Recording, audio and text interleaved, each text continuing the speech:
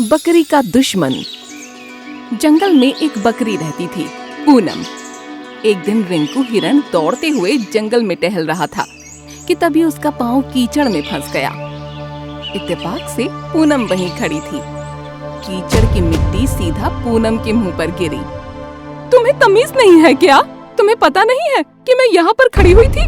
मैं अभी अभी नहा कर आई थी, मगर तुम्हारी बदतमीजी के कारण मुझे फिर से नहाना पड़ेगा। तुम देख नहीं रही कि यहाँ पर कीचड़ है? मैं दौड़ रहा था, जब तक मैंने कीचड़ देखा तब तक मेरा संतुलन बिगड़ गया और धोखे से मेरा पैर कीचड़ पर पड़ गया। ये सुनकर पूनम पूरी तरह से क्रोधित हो गई। आइंदा तुमसे अगर इस तरह की बदतमीजी हुई ना, तो मैं यही कीचड़ तुम्हारे मुंह पर मार दूंगी। ये सुनकर रिंकू हिरण गुस्से से भर गया और सीधा जंगल के राजा शेर सिंह के पास चला गया। रिंकू हिरण ने सारी घटना शेर सिंह को बताते हुए कहा, महाराज, पूनम बकरी छोटी सी बात पर गुस्सा हो जाती है और हर किसी के सामने अपमानित करती है। आज आप ही देखिए, मेरी कोई गलती नहीं थी, उसके बाद भी पूनम ने मुझसे बदतमीजी से बात की और तो और मुझे धमकी भी दी। ये सुनकर शेर सिंह क्रोधित हो गया। पूनम की हरकतों से मैं तंग आ गया हूँ। तुम जाओ, मैं पूनम को यहाँ बुलवाकर उसकी खबर लेता हूँ। रिंकू हिरण वहाँ से चला गया। शेर सिंह ने तुरंत पूनम को बुलवाया। कुछ देर बाद पूनम गुफा में खड़ी थी। आजकल तुम्हारी हरकतें हर जगह से मिल रही है। पूनम, रिंकू हिरण की आखिर क्या गलती थी जो तुम उस पर गुस्सा हो गई और उससे बदतमीजी पर उतर आई? महाराज, वो तो अच्छा है कि मैंने उसे पीटा नहीं तो उसकी हरकत के लिए पीटने वाली थी। शेर सिंह गरज उठा। बस, बहुत हो गया। पूनम, तुम्हें अब ये भी तमीज नहीं रही कि तुम किसके सामने खड़ी होकर बात कर रही हो? अरे मैं जंगल का राजा शेर हूँ, तुम्हारे पड़ोस में रहने वाला कोई गिलहरी या तोता नहीं हूँ जो तुम मुझसे इस अंदाज में बात करो। मुझे कोई फर्क नहीं पड़ता महाराज, मुझे गलत बात बर्दाश्त नहीं होती। देखो पूनम, तुम्हारी माँ मेरी दोस्त थी, इसलिए मैं तुम्हारी बदतमीजी सह लेता हूँ, लेकिन जंगल के सारे जानवर अब तुमसे तंग आ चुके हैं। अपनी हरकतें सुधार लो, इससे पहले कि मुझे कड़ा फैसला लेने पर मजबूर होना पड़े। अब यहाँ से निकल जाओ। पूनम पैर पटकते हुए वहाँ से निकल गई। लेकिन शेर सिंह की नसीहत के बाद पूनम और ज्यादा झगड़ालू हो गई। अब उससे छोटे जानवर तो डरते ही थे, बड़े जानवर भी उससे बचकर रहना बेहतर समझते थे। एक दिन पूनम अकेली बैठी थी और अपने आप से बोली, चलो आज नदी का ताजा पानी पिया जाए। इतना कहकर पूनम नदी की ओर चल पड़ी। इत्तेफाक से जंगल का बूढ़ा हाथी गजेंद्र वहां नहा रहा था और नहाते नहाते गाना गा रहा था। ठंडे ठंडे पानी से नहाना चाहिए, गाना आए अनाए गाना चाहिए। पूनम ने गजेंद्र का गाना सुना और क्रोधित हो गई। अपनी बेसुरी आवाज में गाना बंद करोगे? ये सुनकर गजेंद्र हाथी क्रोधित हो गया। पूनम, मेरा गाना गाने का मन कर रहा है तो तुम्हें क्या समस्या है? मुझे तो अपनी आवाज अच्छी लगती है। सोचा था कि नदी का पानी पीऊंगी, कुछ देर शांति से बैठूंगी, लेकिन मजाल है इस जंगल में बदतमीज जानवर कुछ देर के लिए भी सुकून से बैठने दे। गजेंद्र का धैर्य टूट गया। पूनम, मैं तुमसे उम्र में कितना बड़ा हूँ और तुम मुझे बदतमीज कह रही हो। अगर तुमने अगली बार ये हरकत की तो मैं शेर सिंह की तरह तुम्हें दहाड़ूंगा नहीं, बल्कि तुम्हें जान से मार दूंगा। पूनम गुस्से में पैर पटकते हुए वहाँ से निकल गई। इत्तेफाक से इस पूरे दृश्य को जंगल के जानवर भी देख रहे थे। वो आपस में फुसफुसाने लगे। ये वही पूनम है ना जिसकी हर जगह शिकायत है? हाँ, और देखो यहाँ भी झगड़ा कर रही है। जंगल में एक नई हलचल शुरू हो चुकी थी। पूनम का गुस्सा अब न सिर्फ अपने जंगल में बल्कि आसपास के इलाकों में भी चर्चा का विषय बन गया था। अगले दिन सुबह पूनम अपनी झोपड़ी के बाहर निकली ही थी कि अचानक रणधीर नाम का चीता दौड़ की प्रैक्टिस करते करते उसकी झोपड़ी से टकरा गया। इतने हट्टे कट्टे चीते हो, फिर भी तुम्हें अभी तक संतुलन बनाना नहीं आया? तुम्हारी वजह से मेरी झोपड़ी का नुकसान हो गया। अब इसकी भरपाई कौन करेगा? तुम्हारा बाप। पूनम की बात सुनकर चीता रणधीर बुरी तरह से क्रोधित हो गया। मैं दौड़ लगा रहा था पूनम, जब तक मैंने अपने आप को संतुलित किया तुम्हारी झोपड़ी से टकरा गया। अगर तुम्हारी झोपड़ी में कुछ नुकसान हुआ है तो उसकी भरपाई मैं कर दूंगा। अरे वाह, एक तो नुकसान करो और ऊपर से शेख ही बघारो। नुकसान पूरा कर दोगे? है, अरे कहाँ से कर दोगे?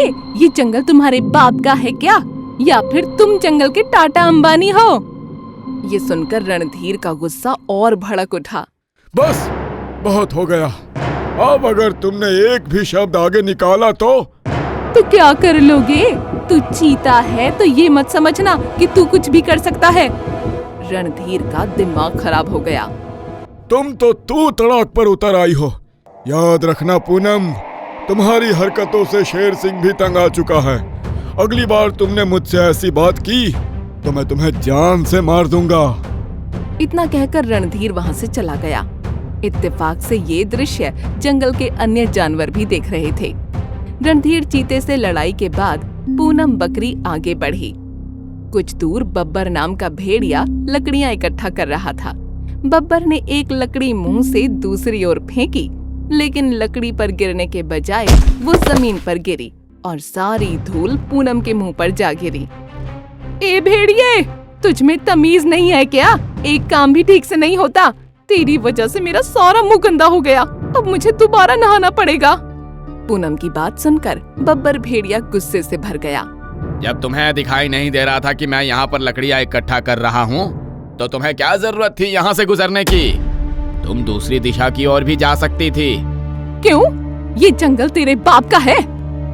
ये सुनकर बब्बर भेड़िया पूरी तरह से क्रोधित हो गया। पूनम, अब बाप पर मत जाना। अगर बाप पर गई तो मैं तुम्हें जान से मार दूंगा। क्यों? तूने मुझे क्या हलवा समझ रखा है?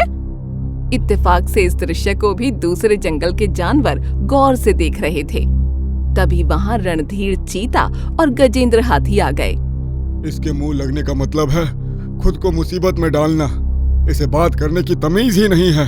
तुम दोनों बर्दाश्त कर गए होगे, परंतु मैं बर्दाश्त नहीं करूंगा।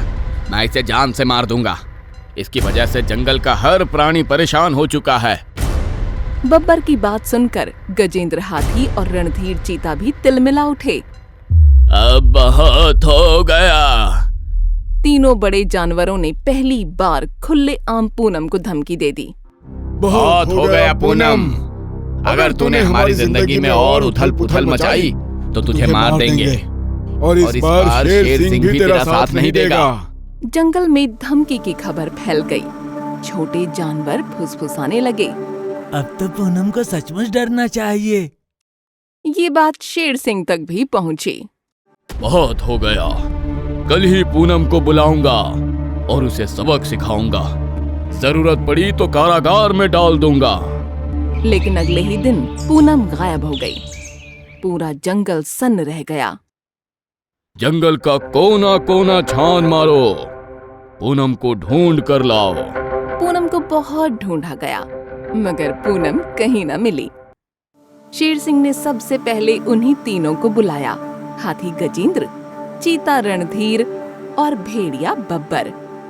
तुम तीनों ने जंगल के नियम तोड़े, पूनम को धमकाया। अब सच सच बताओ, उसे मारा तो नहीं? कहाँ फेंका?